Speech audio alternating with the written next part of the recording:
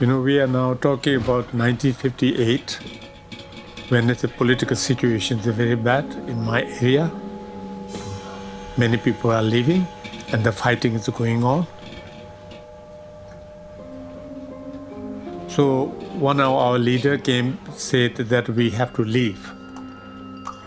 It was a very difficult decision because one thing is I'm leaving behind my mother, my uncle, my auntie, my house in the village, and above all, I'm leaving behind my teacher. So I could not make that decision. It was very difficult. So I went to see my Lama and I said that our leader and a group of people are leaving. Should I go or what should I do?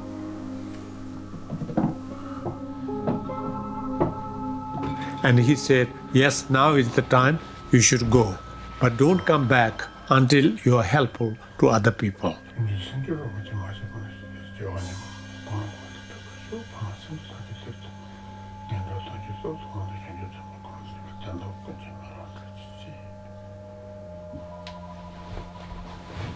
So that was the time we left.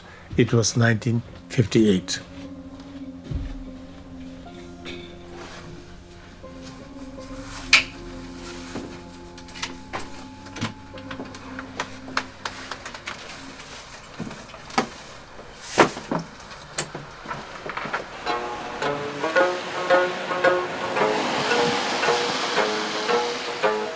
My name is Phuntsog Wangel. I came from East Tibet. 35 years ago, 3 of us founded the Tibet Foundation. The main reason for founding Tibet Foundation is really basically to help Tibetans to get education, healthcare, and the relief of poverty, as well as the preservation of the Tibet culture. And that is what we did in Tibet, in India, in Nepal, and in Mongolia, and in UK.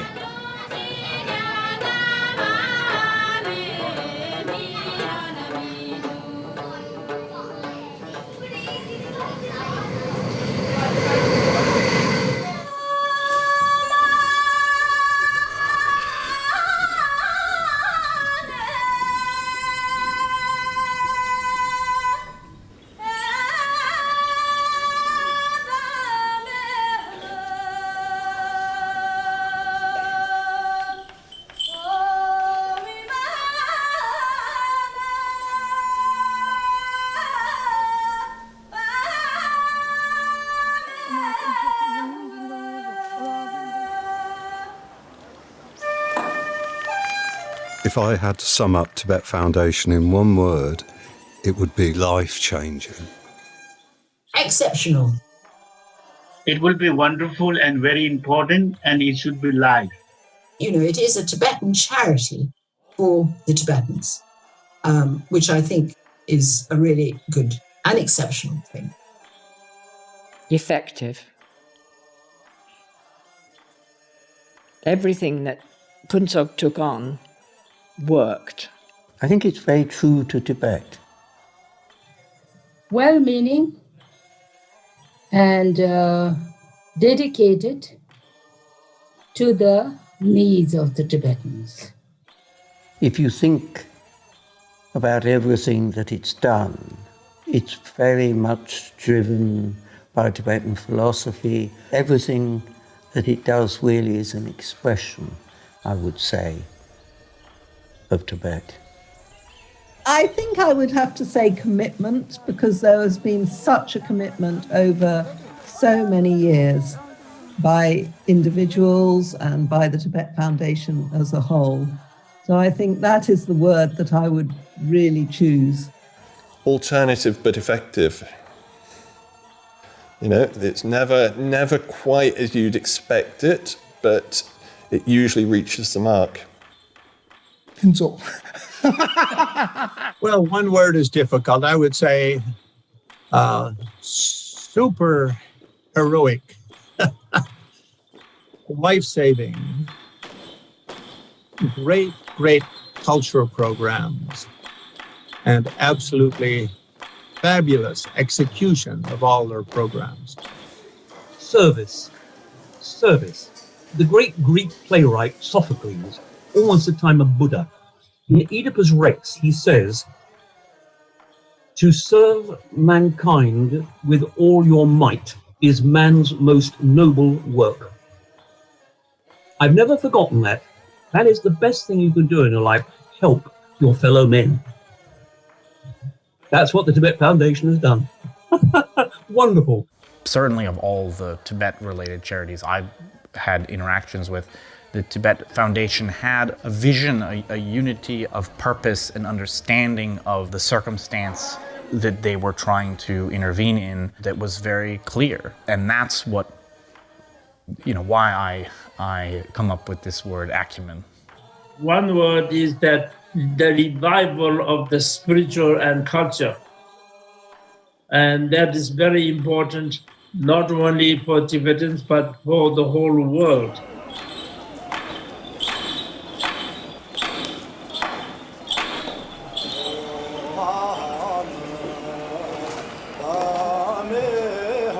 I think it would have to be inspirational. I think what Phuntsog Wangyal has achieved in setting this up, and all the volunteers at the foundation, all the fantastic members of the public who have supported it, and all the wonderful Tibetan people, the monks, the nuns, the doctors, and the people in the camps, the children in the schools, all of them have been part of this incredible 35-year mission.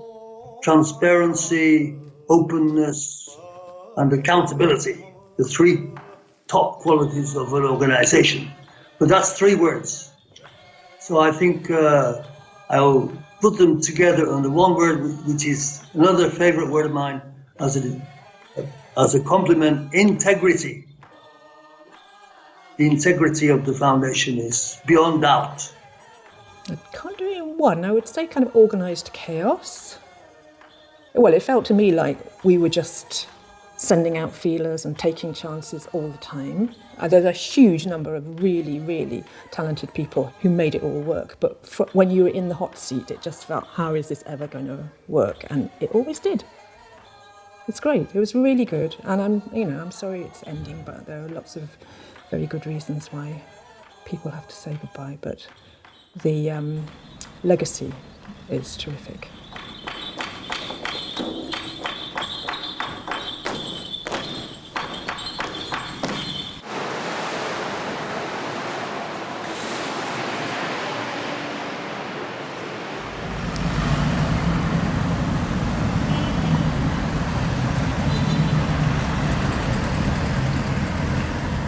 We are now closing Tibet Foundation.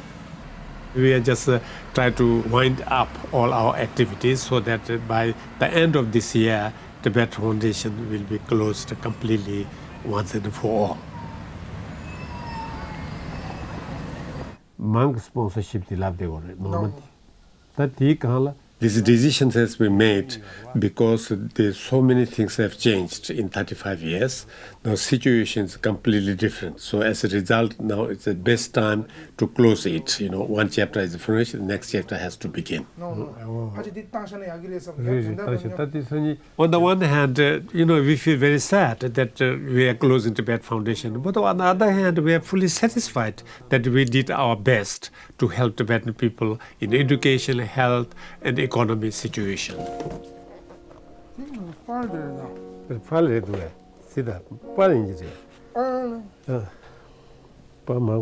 Sean Jones.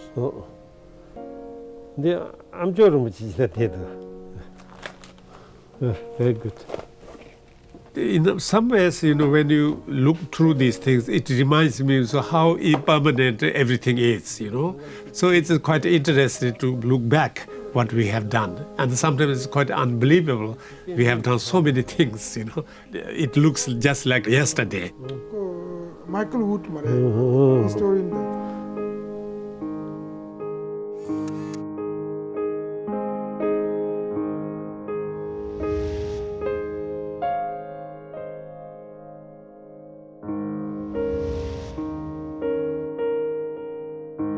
It was in 1949 when the People's Liberation Army of China invaded Tibet, and those were the events that sealed the fate of the Tibetans.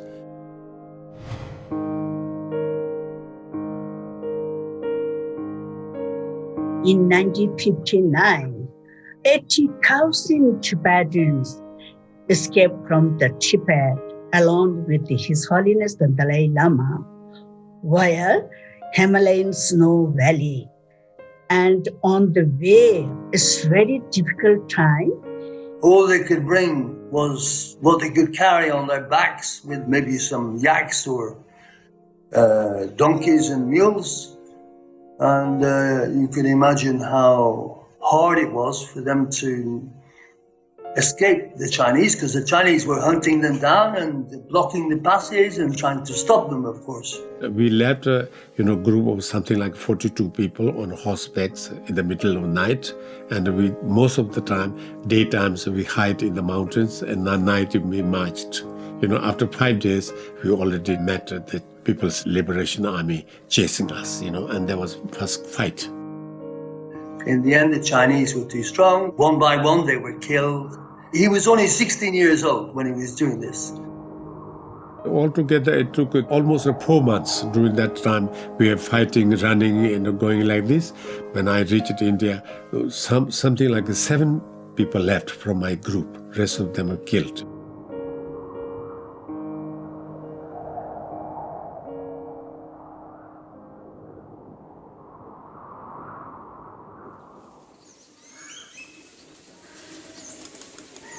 Tibetans coming to India came out as refugees in one of the poorest countries on the planet. The number of people who died from tuberculosis, diseases related to malnutrition and all of that. Then coming out to India, their traditional cash flow, if they were farmers, if they were herders, whatever, if they were business people, all of that was gone. The language is different, food is different, the climate is different, I think if you were thrown in the moon, you would know more about the moon than when we first came in India. We didn't know anything. So first 1 or 2 years, we're a little bit like traumatized. We don't know what to do. But still people are thinking they will be able to go back to Tibet. By the second year, then I began to realize that unless I study, little bit, I won't be able to do anything. So I started learning English, I started learning Hindi. Pinso was quite well known because he was sent with the first Tibetan refugee to do a graduate studies at India's famous university, JNU, the Jawaharlal Nehru University, and he did graduate in MA. I think at the time he was the first one to finish that, and then later he went to work at the Library of Tibetan Works and Archives in Dharamsala.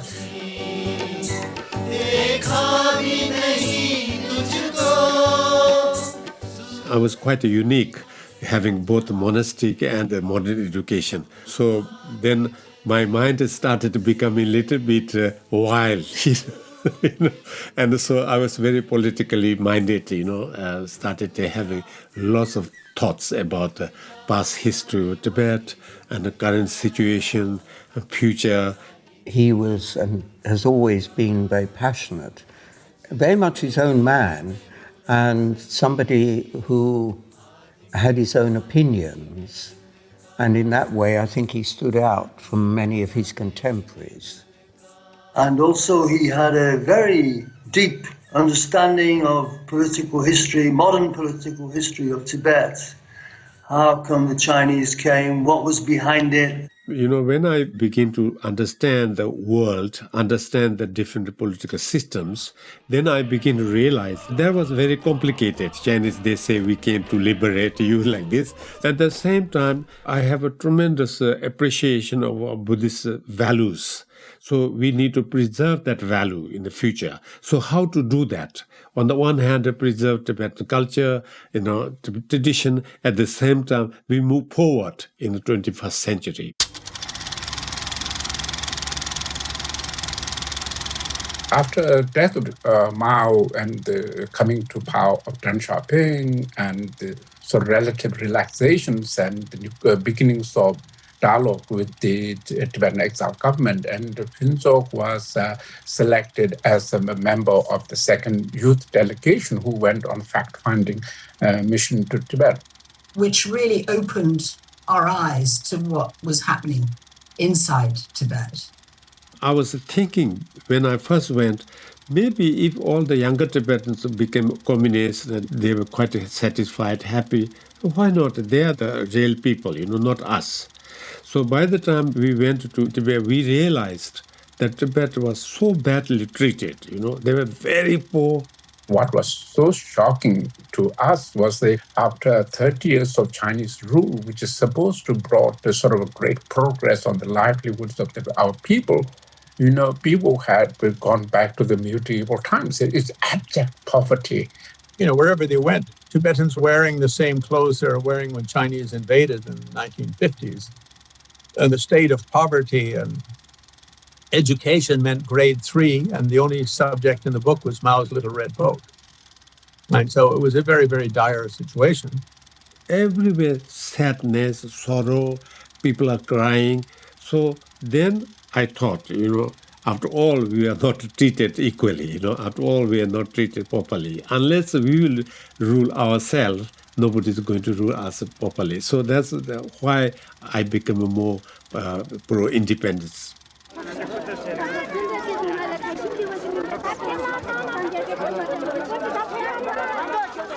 For Tibetans, they were full of hope.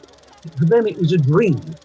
The Dalai Lama might come back, and the nearest they could get to the Dalai Lama was to meet people like Punsog and the other members of the delegation. The thing that I think he found very frustrating was that people's expectations, which you knew were going to be impossible to fulfill when you came out. And indeed, he said to me that it did have a very big impact on him, and it troubled him a lot.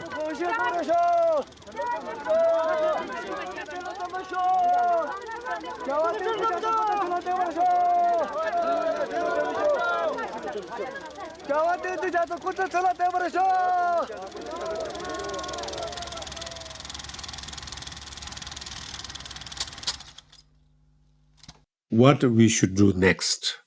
Then all different opinions have started coming in. Some people are saying we have to fight for our freedom, even if violence may be used.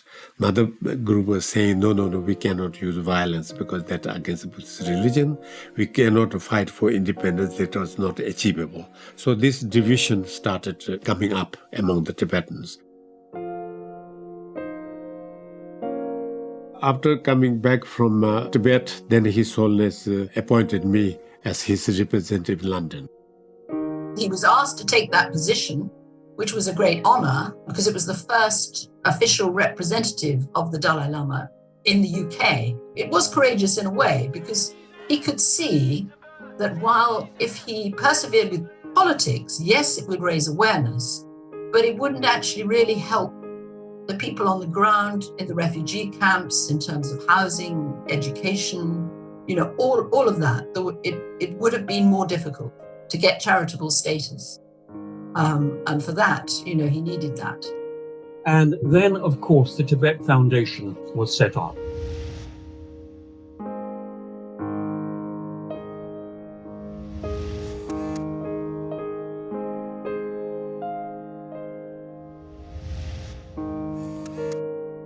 By 1989 and 90, Central Tibet administrative positions started changing. They are thinking of talking about some kind of compromise situation. His Holiness changed from wanting a plebiscite for Tibetan independence to accepting autonomy under China. This led to a sort of split between the Tibetan people, including Punsog. Achieving independence is not easy, very difficult, but it is not impossible, We believe in the Buddhahood, We think that the Buddhahood can be achieved. But compared to Buddhahood, I think independence is much easier to achieve than Buddhahood. But because we believe in the Buddhahood, then we say prayers, we make offerings, things like this. If we don't believe in Buddhahood, we will not do any of these things, So that was my argument. But then, because His Holiness proposed middle way approach, then it was very difficult to go for independence because His Holiness the Dalai Lama is not just a political leader. His Holiness the Dalai Lama is a religious guru, like Lama, To go against Lama's wish is not easy for a Buddhist, someone who believes. I remember him coming into my office and saying, I've decided to stand down as the ambassador, as the representative of the Tibetan government in exile in the UK and northern Scandinavia. He showed his letter of resignation to everybody openly, and that was it. As a person, he was a very determined person, and as a Tibetan, he was a very loyal Tibetan. For him, his country was everything. For him, Tibetan independence was everything. Therefore, when he left the other jobs and focused on the foundation, I think he tried to put all those visions in there.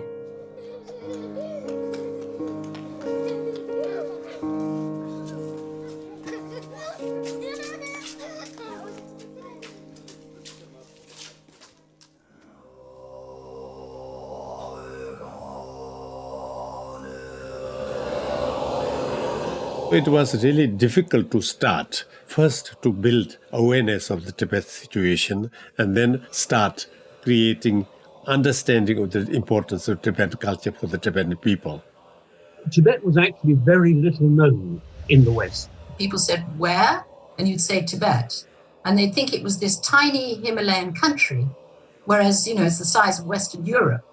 If you look at the 1970s type of the documentaries that's shown on British television about Tibet, there is much sort of leftist-oriented communist propaganda. BBC did a documentary by Felix Green.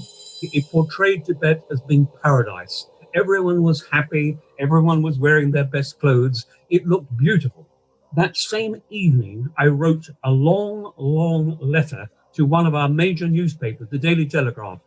It is the longest letter I have ever seen printed. It was 18 inches long. That is because so little was known about Tibet. And it was only really in the 80s, sort of when more NGOs were established, and when His Holiness the Dalai Lama came here, that people started to gradually learn more and more about it. The first time when His Holiness came here, interest in Holiness was very low. To give an example, this one church reception, there holds only 150 people. There was not a full. Second and third time when His Holiness came, is 6,000 people. It's completely full. Immediately things change so much. So many people in the West begin to realize that yes, Tibetans have some right to determine their own future, not some other country to do that. So that's why, slowly, mainly because of His Holiness's image, His Holiness's speech, His Holiness's publicity, Tibet became a major issue. This is the extraordinary contradiction, I guess, that if you ask most people, they will know about the Dalai Lama, but they won't actually know about Tibet, and they certainly won't know that they can benefit from the teachings of the Dalai Lama when Tibetans can't.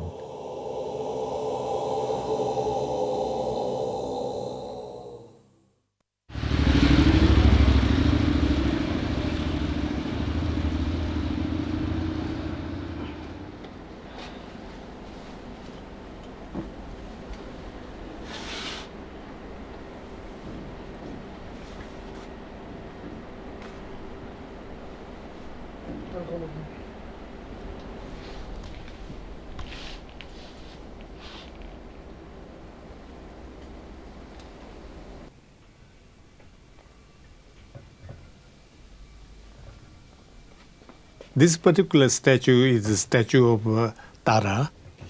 Now this is going to be offered to His Holiness Dalai Lama. Good. Now Tacha Yaguchimsta. Order. We're going to the office of Tibet to meet with His Holiness the Dalai Lama's representative and to offer this. To thank His Holiness the Dalai Lama for his support and the patronage of the Tibet Foundation for last 35 years.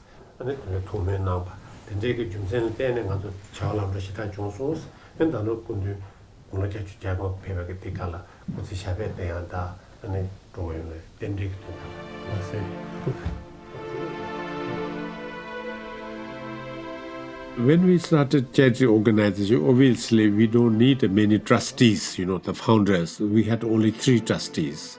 But then we need lots of support, not only just working in the foundation, but also raising funds, creating awareness, and running the project. You need so many of these. And we have very few at the beginning. But slowly people started coming back to us, helping us financially, helping us voluntary work at the foundation, helping us administer the situation. Phuntsog had always a really good acumen to recognizing people who can help. Many friends who really contributed a lot to the development of the foundation, and his wife Riga, who were really instrumental in creating that. What he did was the foundation didn't just become sort of an NGO, a detached NGO. It just sort of became sort of like the Tibetan Community Center in London.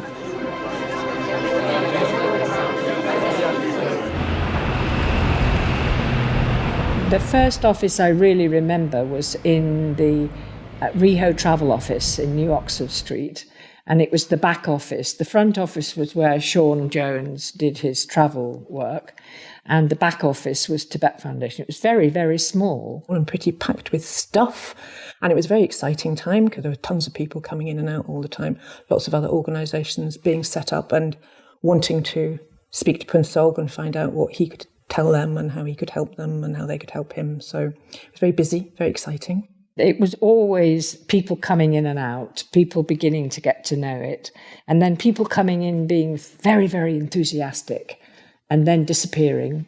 There would be visiting monks and Tibetan doctors. You never knew who you were going to bump into when you went there. There was a small shop as well that would sell some Tibetan artifacts. It felt like a very exciting time because there was this sudden interest in Tibet and Tibetan culture and Tibetan Buddhism. So there would be lots of people dropping in and wanting to find out more. And one really felt that one was part of a movement at that time, which was very exciting. Certainly it felt like this was the hub. And Phuntsog was always very welcoming and ready to sit and spend hours and hours talking to mostly anybody who came through the door, really. It was always very, very joyous, I have to say, despite, sometimes the terrible stories that we would hear that were coming from Tibet, despite the poverty which a lot of the exile community lived in and the struggles they had.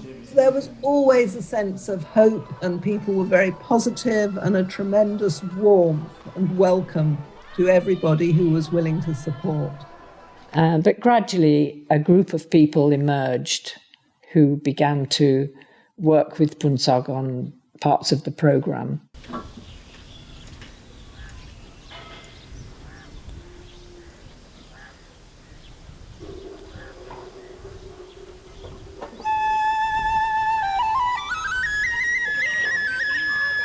A large majority of the Tibetans, when they first left Tibet and came into India and Nepal, living there as a refugee.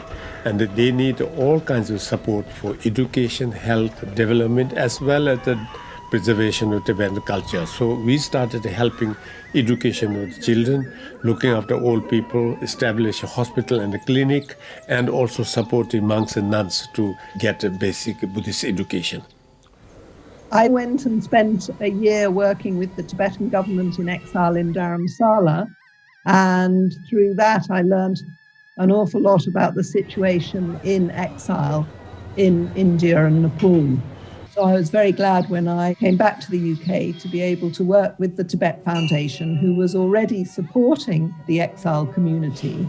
And I was able to build the program and encourage our supporters to get involved and build good relations with the organizations who represented the Tibetans in exile in India and Nepal. His Holiness Dalai Lama is the patron of Tibet Foundation. Soon after his escape into India and forming the Tibetan government in exile, his primary focus was to give education to the younger people, the children. He said, children are the seeds of future Tibet. The very first thing His Holiness did is to establish schools and homes for the children. By the time we established Tibet Foundation in 1985, so many parents from Tibet are sending their children to India. Because they wanted their children to grow up in freedom, in a Tibetan culture, learning Tibetan and Tibetan values and about Tibetan Buddhism. They need a lot of support. So Tibet Foundation started a program of education to help our students. Education to me is like the eye to a person. Tibetans, being in the situation that we are in, not having a country, not knowing when we can go back to a free country, I think in the meantime, the best way we use the time is educate the younger people, open their eyes to the truth, open their eyes as to what is their real right. I think it all comes through education.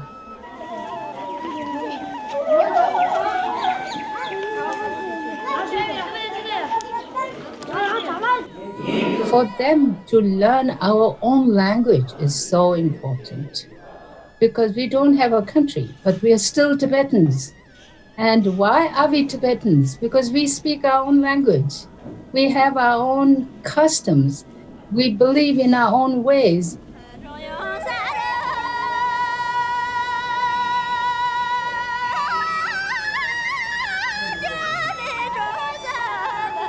Initially, when the Tibetans came, they are all over the place. It is not organized. Then Central Tibet Administration established settlements where Tibetans can settle together in large groups so that it is easier to have a Tibet school, easier to have Tibet hospital, and simultaneously they established monasteries and nunneries where monastic education can be carried out.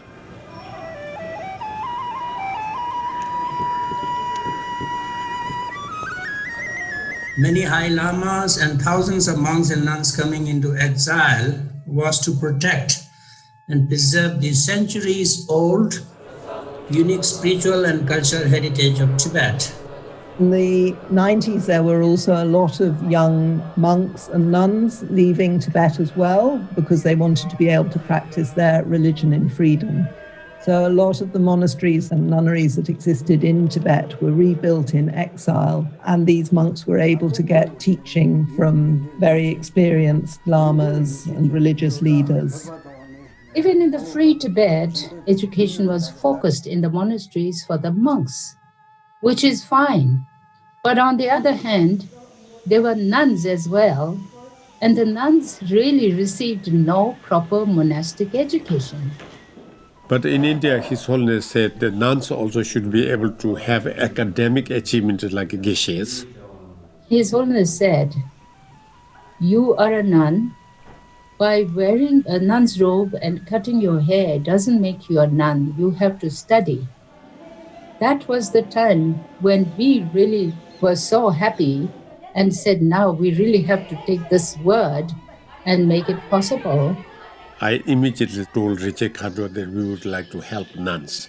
And from that time, a number of nunneries joined together, and altogether then Nuns Project was established.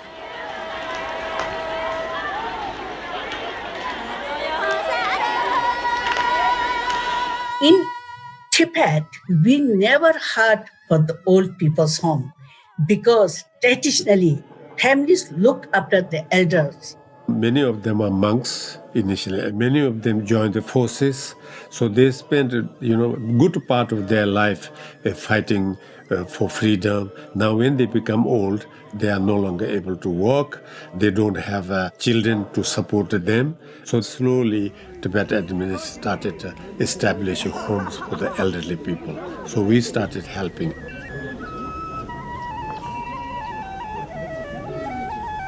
When you visit old people's home, that brings lots of memories, how much suffering they went through. Still they are keeping alive, and still they are hoping that one day they will be able to return to their homeland and continue their tradition.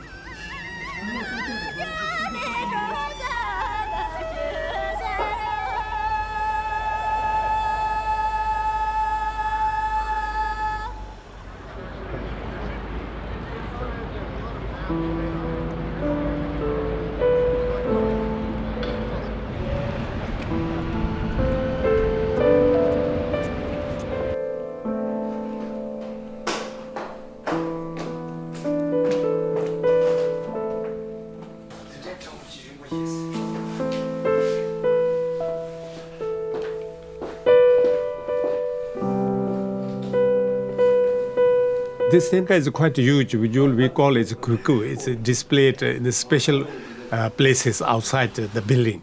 But today we are packing it again, and we are giving this to His Royal Highness the Prince of Wales, Prince Charles, for his friendship with His Holiness Dalai Lama and for his support to Tibetan culture.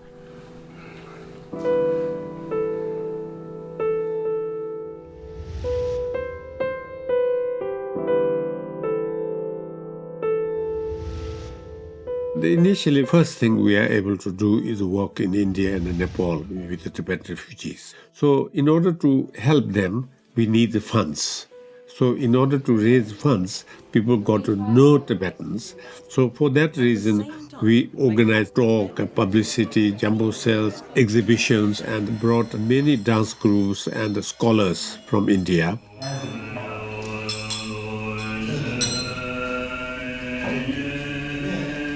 These exotic monk dancers who came to London with their amazing costumes and the amazing sound, which was very new for people in the West. It certainly attracted a lot of attention, as did the dancers when they came over.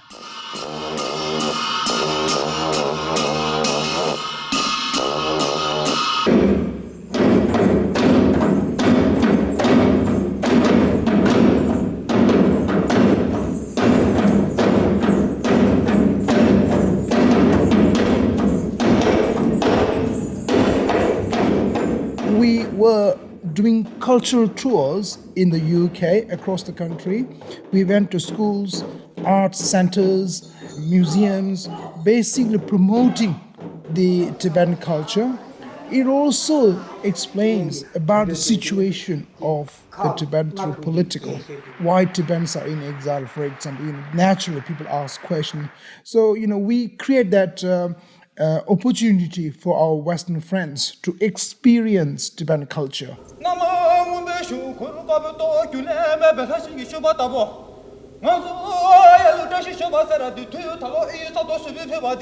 In these trips that the Tibet Foundation arranged, they were always done very thoughtfully, like what set of human relationships were going to be affected and how. And I think the place that's clearest is the work in Tibetan medicine. Tibetan medicine we call Sowa Rigpa.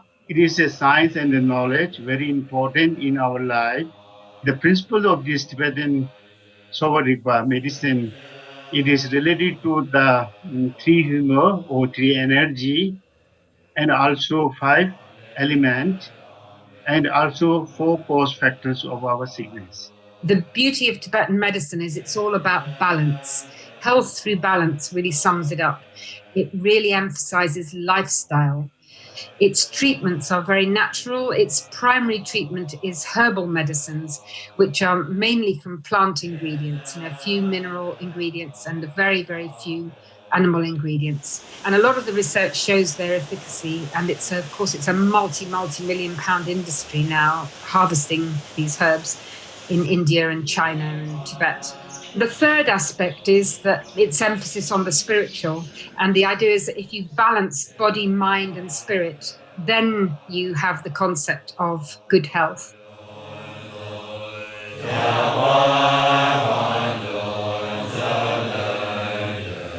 So our system is that full-fledged from bottom to top, through the disease diagnosis, through making the medicine, and also for treating the patient.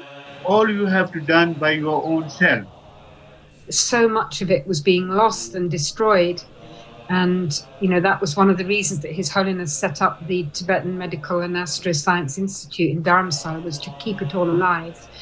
And so it was very exciting for us, all the Tibetan physicians who started to travel to the West to teach and to consult.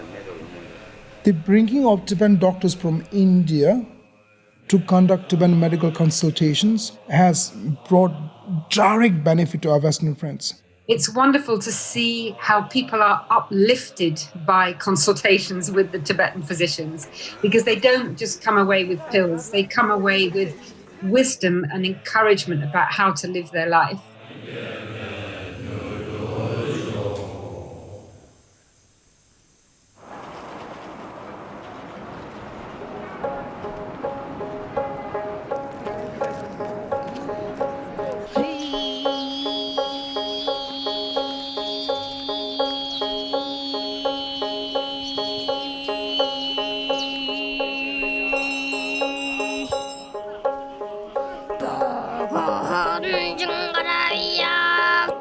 The Buddhism Mongolia program is basically helping the Mongolian people to revive the Buddhist tradition. Mongolia and Tibet have shared Buddhist culture for centuries. Tibet and Mongolia were kind of brother-sister countries for, well, probably a couple of thousand years at least. Genghis Khan refused to invade Tibet because he says, we and they are like the same stock. And of course, Tibetan Buddhism from the time of Guru Rinpoche had 750 or so, had a strong influence in Mongolia, and from the time of Kublai Khan, 1230, 1240, became the national religion of Mongolia. ялангуяа 20 дугаар зууны ихэд бол оргилдоо хөрсөн ийм хэмжээнд байдаг. За ингээд энэ оргилдоо хөрсөн ийм үед бол одоо коминтерний нөлөөлөл чангаж зөвлөлт талбайт улсын коммунист намын одоо нөлөөлөл нэлээд ихсэн. Энэ үед бол шашны талаар бол нэлээд уруудах, доройтох юм байдал руу одоо нураалгасан, ном эрдэмэ шатаалгасан, одоо бурхан шүтэнэ эвлүүлсэн зэрэг. The monks had been chucked out of the monastery. The most educated ones had been killed. When in 1991 they become free once again, first thing they wanted to do is they wanted to re-establish their Buddhist traditions.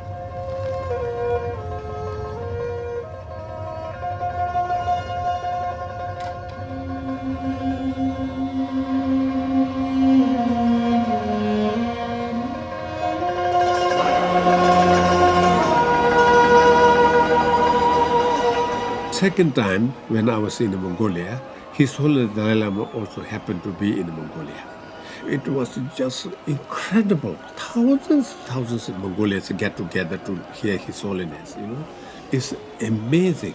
The fervour, I've been in other places where His Holiness has given public teachings, and yet the people are incredibly devoted. But there's a kind of holding back, a kind of reserve in that devotion. But in Mongolia, it's no holds barred, and people were just ecstatic. And His Holiness looked around and he said, although the Mongolia is a free country, they have embassies all over the world, but actually maybe we know a little bit better how to deal with the West. So you got to help Mongolians.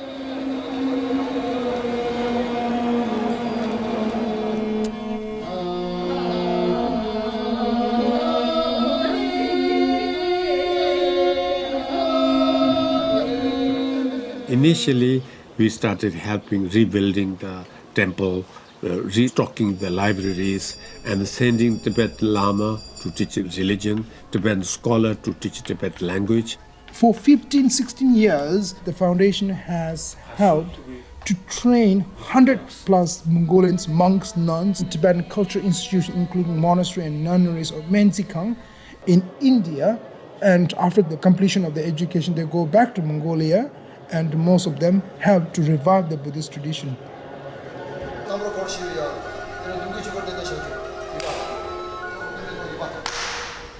One good thing is there was one famous Lama who was Indian ambassador in Mongolia. His name is Bakula Rinpoche, and we worked with him, and he was instrumental in advising us how to deal with the teaching. He was always a great supporter of Tibetan medicine. As you know, Mongolia has a very long history of traditional medicine, very closely based on Tibetan traditional medicine. So we started helping to re-establish some of the medicinal clinics. Which is very exciting. We were there to see the ground broken, and then I think it was a year later we went back and the clinic was opened.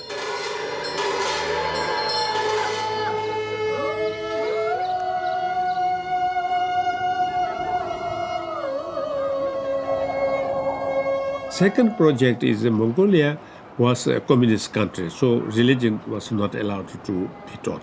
But we said children learning religious tradition, culture is very important when they were small. Mongolian literacy, when I went there, was about 95, 96%. So, you're talking about a very educated population. We were working at the time with a group in Mongolian National University called the Buddhist Research Center. They had this really ambitious project that they wanted to get Buddhist studies into the curriculum of the state education system, and they wanted to pitch it at the grade 5, grade 8 and grade 10. And it was very, very sensitive because Mongolian leaders wanted to make Mongolia officially a Buddhist state. It was kind of a poke in the eye or a punch on the nose of the communists. But unfortunately, the American government came in and said, if you do that, we will veto any international aid to Mongolia. They had a lot of pressure from the Mormons to allow them to open a couple of hundred Mormon temples and TV stations and all of this. So basically, the Mongolians managed to curtail that effort of the American ambassador to some extent by not allowing them to do things in the schools. So the way around was that the textbooks would be put into the social science part of the curriculum, and that they would be about traditional Mongolian wisdom. From Mongolian side, there are many philosophers, Marxist philosophy, not a single Buddhist philosopher there. And the second thing is, all of them did not know Tibetan, did not know English. So all of our teachers did not know Russian, did not know Mongolians. It was so difficult. It took more than 5 years.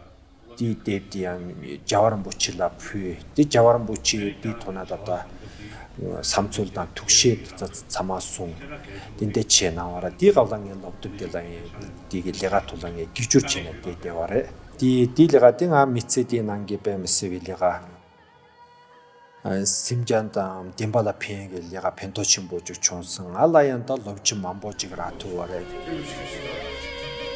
We then distributed this textbook to thousands of primary schools and middle schools. So it is available to the teachers, it is available to students if they choose study. And many of them appreciate so much. Parents, they say, now this textbook is like a golden book. We ourselves can learn what Buddhism meant. When we chant something, what does that mean?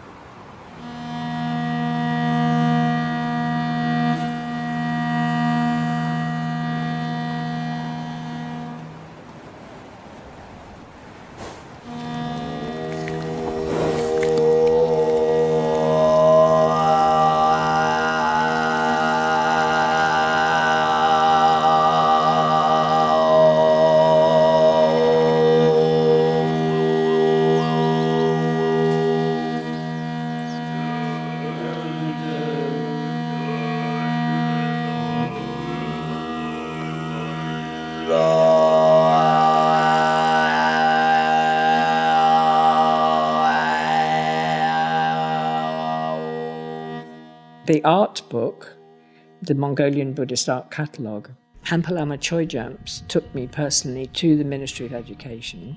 So the minister said, we have a project for you.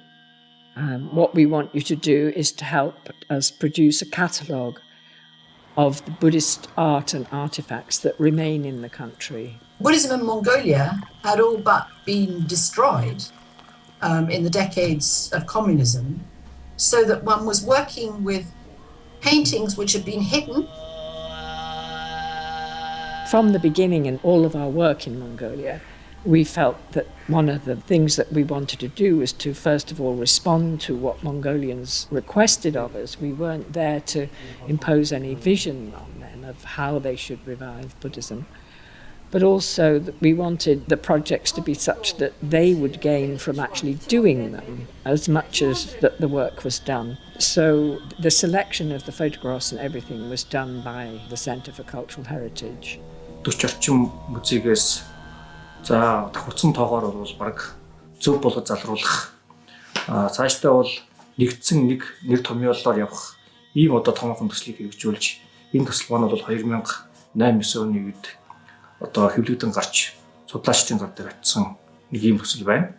And what I felt was important was that the foundation then gave 500 of these copies free to Mongolian universities, monasteries, institutes, and also some to British libraries. I was just visiting the office one day, and quite casually, Punsok said, "Oh, look at our new book." Yeah, and the outcome of something like a 10, 15-year project. And this really, to me, was stunning and a contribution to Tibetan studies. It's a beautiful book that we can now have in the library.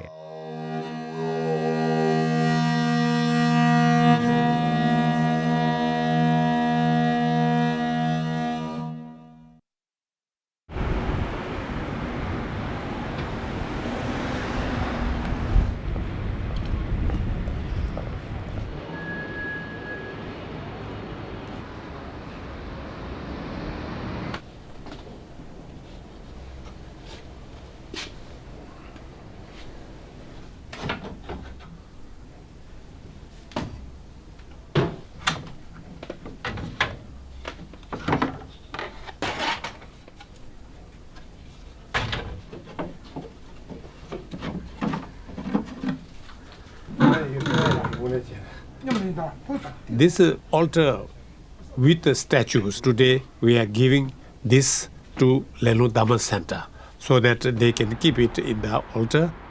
At the foundation, we are very successful, and we wish that Leno Dhamma Center will have a great success and many more years to come.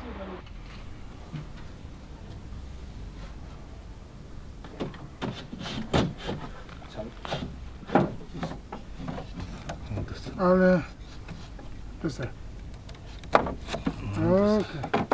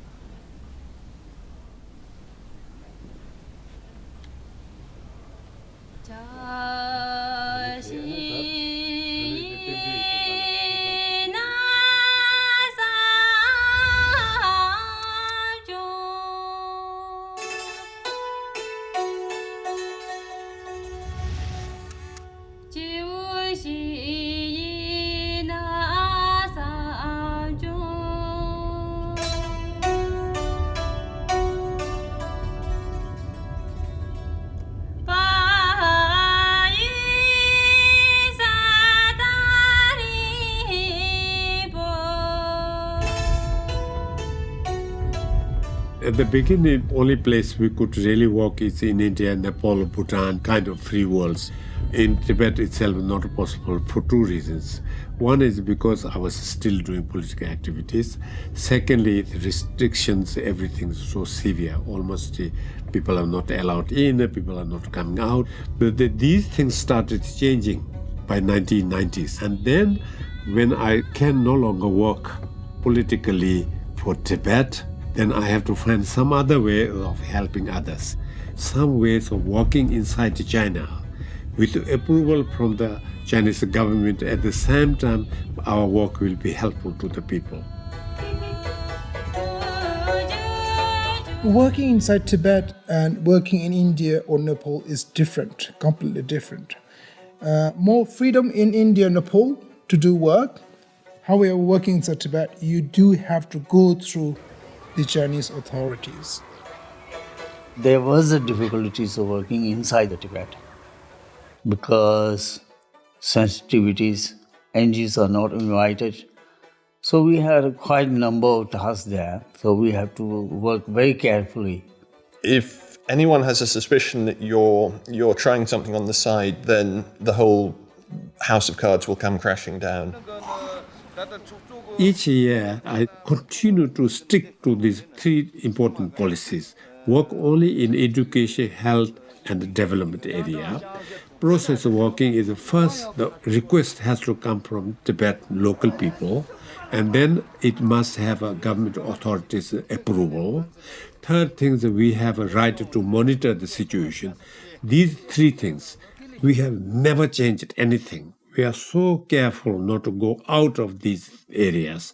And each year, every year, then things become a little bit better and better because they begin to realize maybe he's serious with these things.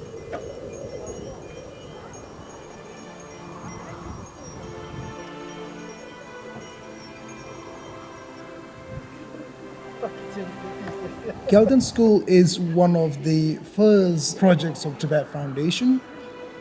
It was a privately founded school set up by Gelton Rinpoche in Getza County. Gelton Rinpoche was very well respected both by the local Tibetans, of course, but also by the authorities, so he provided an excellent grounding for the project. They'd acquired some land close to his monastery, built the school buildings, got some teachers, which were really sort of local children who had gone through school and got up to a certain completed middle school. When we first started Gelton School, there was no age thing. So some are 20 years old, some are 6, 7 years old. It's a big gap. It was not like a primary school at all, But because nobody had education, so anybody who want to learn education admitted. It really grew up from the ground. I mean, literally, it was a mud building built by local people with all of the pros and cons of using local experience to do something like this. It was a very small in one place. Now they're grown up quite big.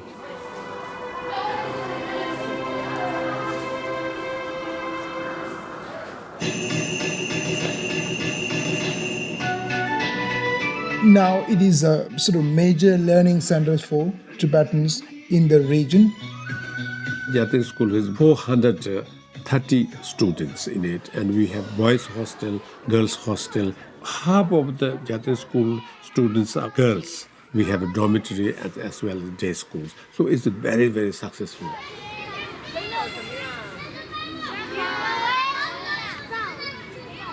Good morning. Good morning. Good morning. Good morning. Good morning. Good morning.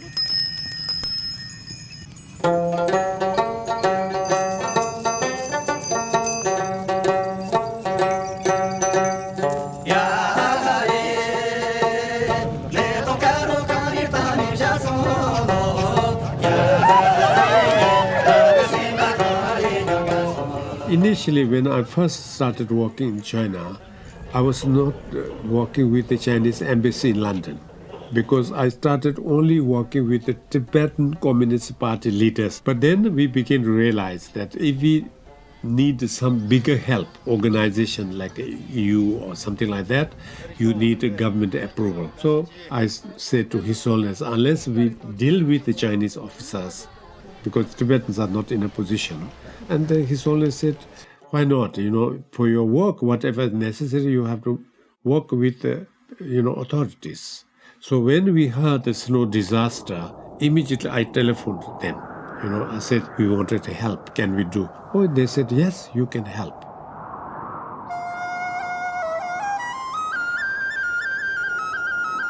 After the snow disaster in 1996 in Tibet, we have distributed tea, which is female, yak.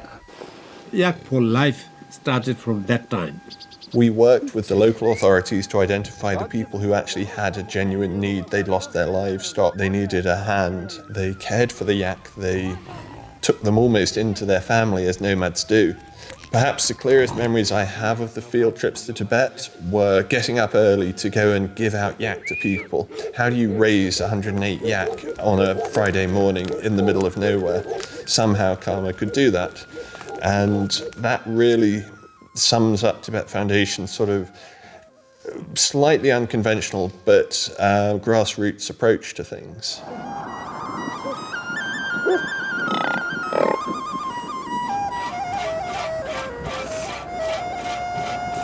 And we said, okay, disaster can happen anytime. But what is the main reason why there's such a big disaster? Because there was only one income, animal. When something goes wrong with animal, there's no livelihood. So you have to diversify your projects. And then we realized that the Seshu area, whole area is full of medicinal plants and medicinal flowers. One of the biggest projects was the support of Seju County Health Initiative, which was co-funded by the EU.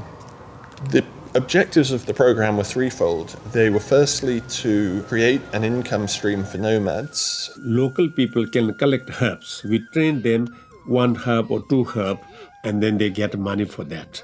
To increase the supply of Tibetan medicine. So the medicine is fully enough to the local people. On top of that, they have access to medicine, which they could sell to the outside the prefecture. And finally, to support the training of young children in Tibetan medicine, in the Tibetan medicine culture. We had 66 students who were studying Tibetan medicine. They are now fully qualified doctors working in the hospitals and various places.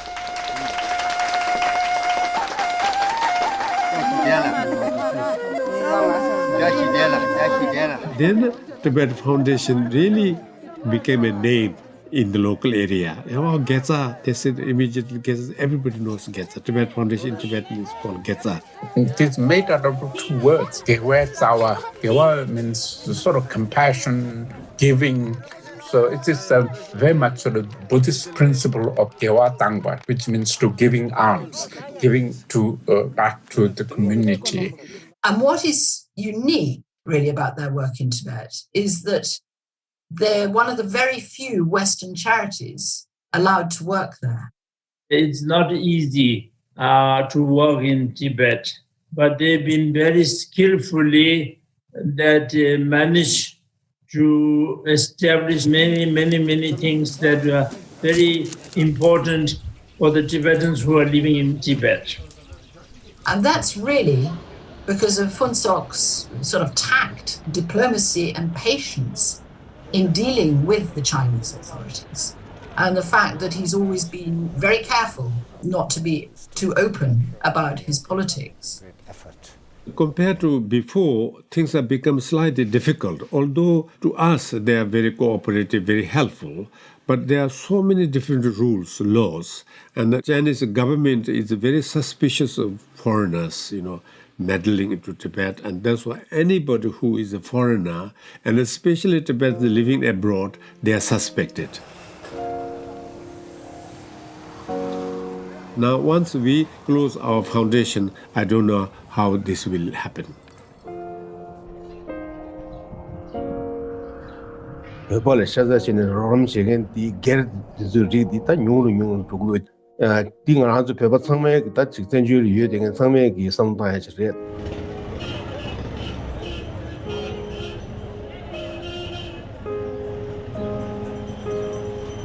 exile, Western world, even the Indian government side, everything's improving slowly. In Tibet side, changes are there. Yes, road improvements, living improvements, housing improvements, medical improvements, that is already in Tibet. That is getting better and better.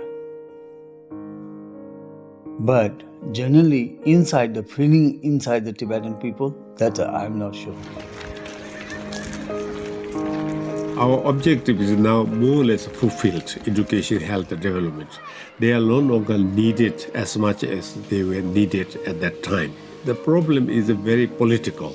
So because we are charity, we are organized as a charity, non-governmental, non-political, we cannot get into that area. First of all, I think it's enormously to his credit to recognize that the world has changed, because I've known many charities which have gone on too long.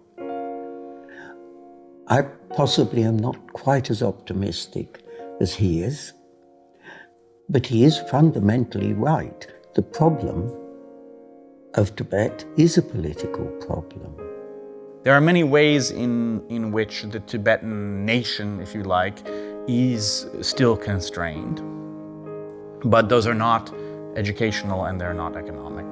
And it's unclear to what extent people outside of China can play a beneficial role in the changes that now need to happen.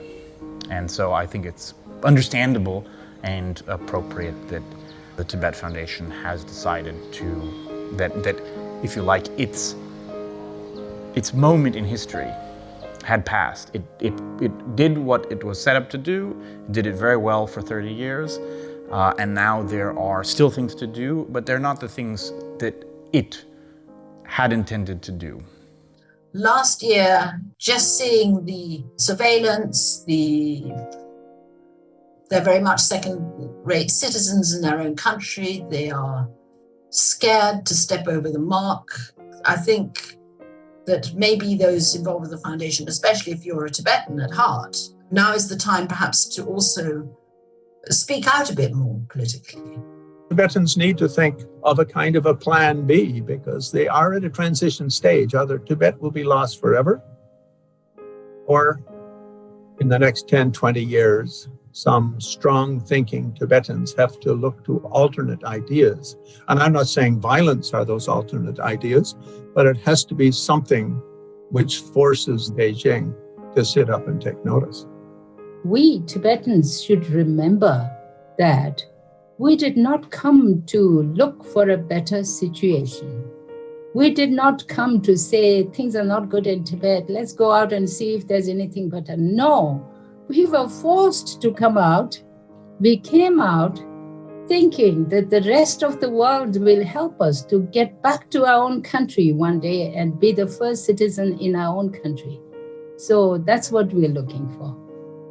There comes a time in life when every dream has to come to an end.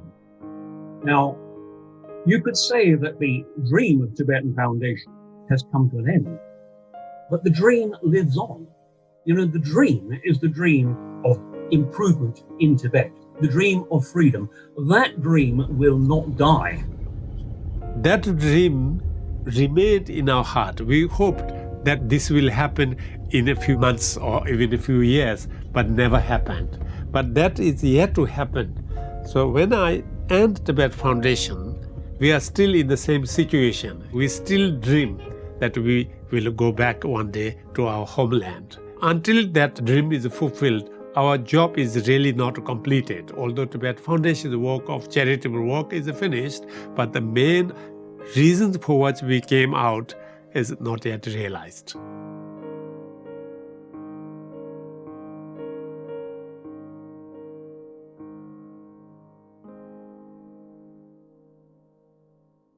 I'm enormously encouraged and motivated by the next generation because most of them are secure about their status. They also are not as deferential to their elders as their predecessors were, and they're very sharp. So I have no doubt that the issue and things will be carried forward by them.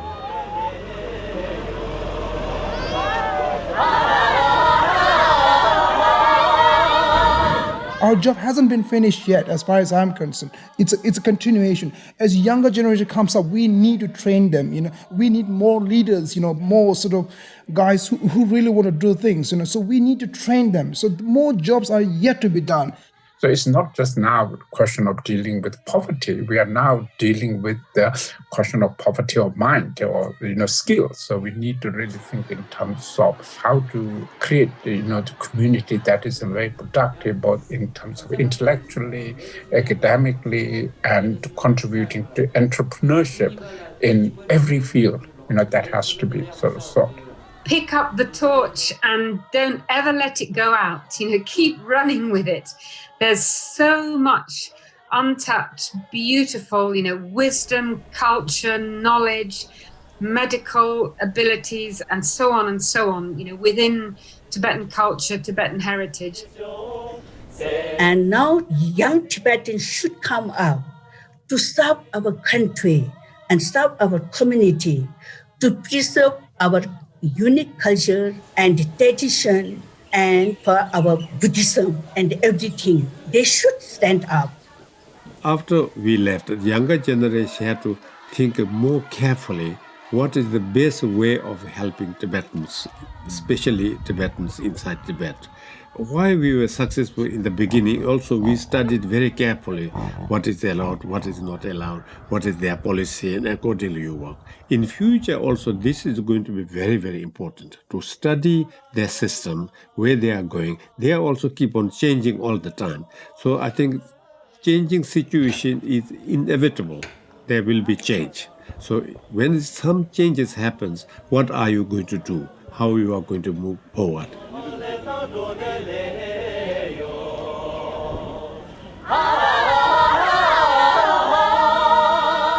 Whoever takes up that mantle needs to see how the foundation is done, needs to be inspired by the foundation, by Funsao, by Riga, by all the people who work there, the trustees, the volunteers, because it is their sort of dedication and commitment to really making a difference to the lives of so many Tibetans.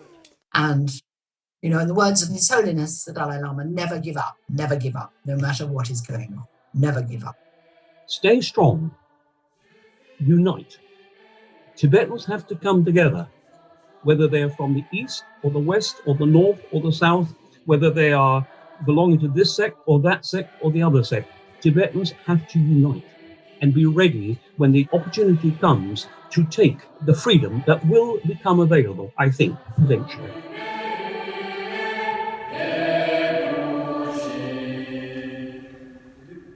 Tibet Foundation should continue. And if they could not, but they can ask someone who can do that, you know.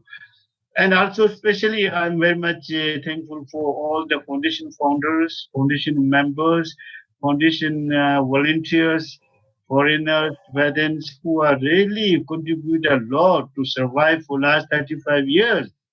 It achieved so much. Punsog is fearless, takes risks, and I know they've raised loads and loads of money for Tibetans all over India and Nepal, and they've done all that work in Mongolia. And also has always focused on promoting awareness of Tibetan culture and religion in the UK as well, which has led to some marvellous projects like the establishment of the Tibetan Peace Garden in South London.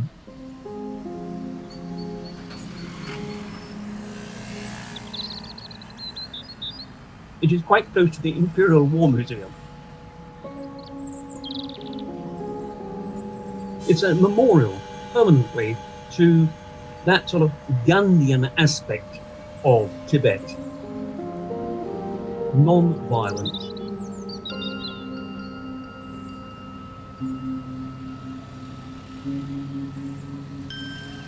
It was at the request from His Holiness the Dalai Lama to have a peace garden built. It was created as a space that carries a message of hope and peace from His Holiness the Dalai Lama.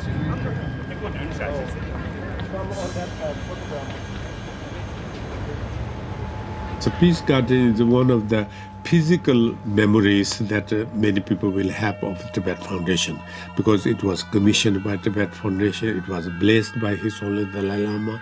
Not only His Holiness Dalai Lama, it was blessed by so many lamas, so many other religious faiths. Obviously it's very Buddhist because its centrepiece is a Kalachakra mandala, but the stones and sculptures around representing the 5 elements in Tibetan cosmology, shall we say. The 5th element is space, which is represented by the enclosed space of the garden.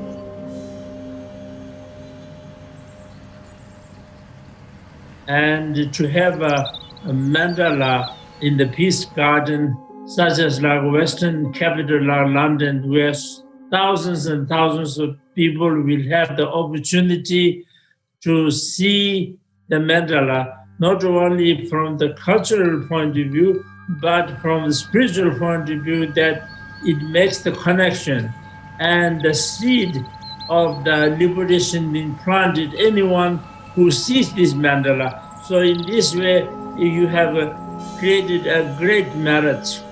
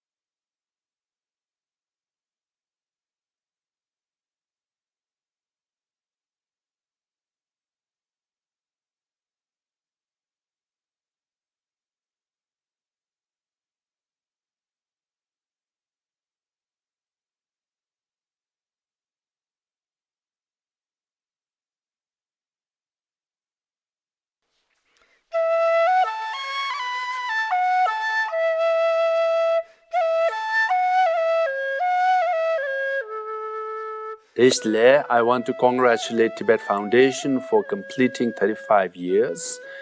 You have fulfilled what I call His Holiness teaching, compassion in action.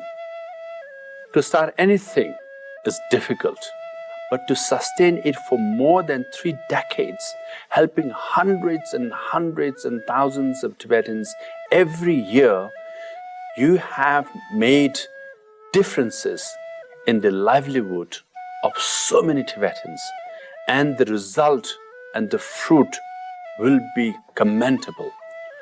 So on behalf of CTA, I want to say congratulations for a remarkable job that you have done. Testle, Tushena.